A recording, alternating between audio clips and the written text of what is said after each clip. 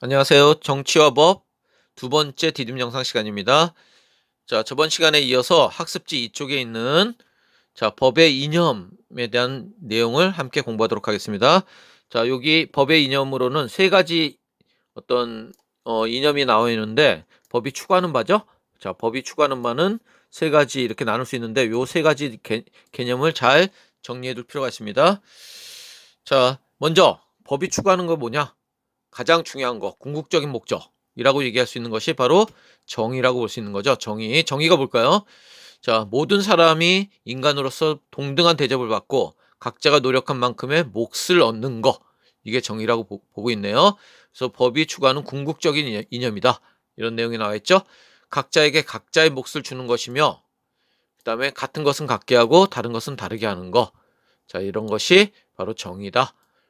라고 얘기할 수 있네요. 좀 더 구체적인 내용은 수업 시간에 함께 같이 생각해 보는 시간을 갖도록 할게요. 자, 모든 부자든 가난한 사람이든 사람을 죽이면 똑같이 처벌받게 되는 거죠. 부자는 봐주고 가난한 사람만 봐주지 않는다면 그건 정의롭지 못하다고 얘기할 수 있겠죠. 자, 바로 그럴 때의 정의를 의미하는 겁니다. 자, 세상이 망하더라도 정의는 세우라. 정의만이 통치의 기초다. 이런 말들이 바로 정의와 관련된 얘기다. 라고 얘기할 수 있을 것 같고, 한목적성이라는 또 두 번째 법에 추구하는 바가 있네요.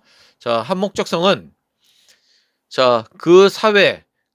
현재 그 사회가 추구하는 어떤 바가 있겠죠. 그거에 딱 적합하게 법이 적용돼야 된다는 걸 의미합니다. 법이 사회가 추구하는 가치나 목적에 구체적으로 합치가 돼야 되는 거. 이게 바로 한목적성입니다. 자, 그래서 법을 정립할 때는 그 내용이 그 법이 추구하는 목적에 부합하도록 제정하는 것을 얘기한다라고 얘기하고 있네요. 근대 국가에서의 어떤 사회가 요구하는 게 뭐였을까요? 사회가 추구하는 가치가 바로 자유를 확대하는 거였죠. 그때의 한목적성이란 바로 그 자유를 어떤 어 국민의 자유와 권리를 확대하도록 법을 제정하고 이런 것들이 바로 그 사회의 가치에 맞는 거죠.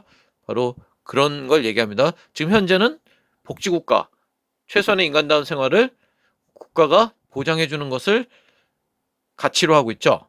바로 그런 것들.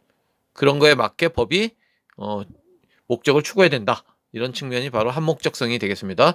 민중의 행복이 현재 민중이 그러니까 현재 어떤 국민들이 생각하는 그런 행복이 최고의 법률이다. 국민이 원하는 것이 법이다. 바로 이런 말들이 한목적성을 나타내는 말이다. 얘기할 수 있겠네요. 그 다음에 법은 국민이 예측 가능해야 되고 국민의 생활관계를 안정시킬 수 있도록 정립해야 된다. 자, 이게 바로 법적 안정성의 개념입니다. 그래서 이 법적 안정성을 중시하는 제도로는 바로 법률 불소급의 원칙과 그다음에 시효 제도. 자, 이런 제도가 나오면은 법적 안정성과 관련된 제도다. 다시 말하면 어떤 국민의 어떤 법률 관계를 안정시키는 그런 것과 관련된 제도다라고 얘기할 수 있겠네요. 자, 이 제도에 대해서는 역시 다음 수업 시간에 함께 생각해 보도록 할게요. 자, 법적 안정성의 종류를 보면은 법의 내용이 명확해야 되겠죠. 자주 변경되지 않고 실현 가능해야 되고 일반적인 법의식과 합치돼야 되고 그래야지 국민들이 어떤 법을 예측하고 안정적인 생활할 수 있겠죠. 바로 이런 내용이 바로 법적 안정성의 내용입니다. 악법도 법이다. 정의는 망해도 세계는 살아야 한다. 이런 내용이 바로 법적 안정성과 관련된 내용이다. 라고 얘기할 수 있겠네요. 자, 그 다음에 아까 정의에 대해서 얘기했는데 이 평균적 정의와 배분적 정의란 말이 있습니다. 자, 이 평균적 정의와 배분적 정의란 말이 무엇인지 살펴보도록 할게요. 자, 평균적 정의라는 것은 인간은 같은 가치를 가지고 있으면 모두 동등하게 취급해야 된다는 거. 그래서 손해와 보상, 범죄와 형벌 등은 어, 같은 것은 각계의 원칙에 따라 균형을 취해야 한다는 원칙이 바로 평균적 정의.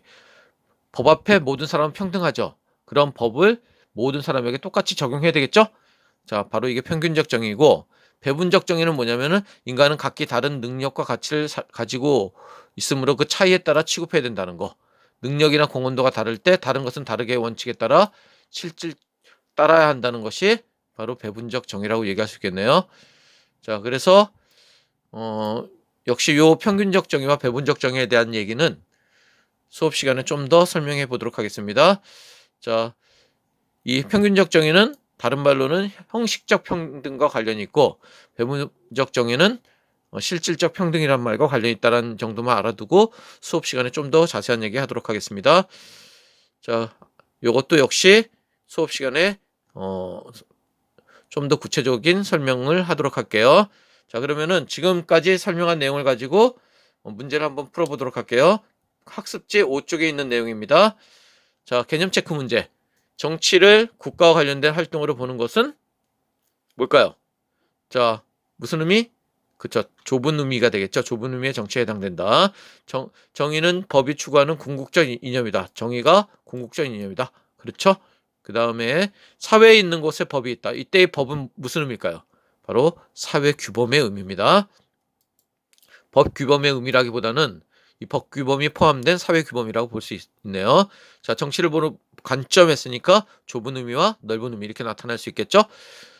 근데 정치는 권력관계, 지배, 통제, 조정과 같은 인간의 행위적 현상 모두에 해당되고 정치는 국가 특유의 현상이 아니라 사회 집단의 현상이다 했으니까 이거는 넓은 의미의 정치를 의미하는 게 되겠네요.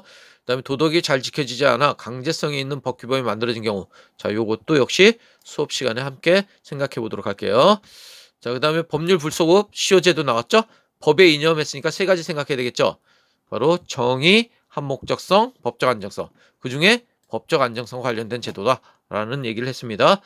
그 다음에 아리스토텔레스는 정의를 모든 인간을 같이 취급하는 평균적 정의와 능력과 공헌도에 따라 차등 대우하는 배분적 정의. 자, 이렇게 나누고 있다라는 거 얘기했습니다.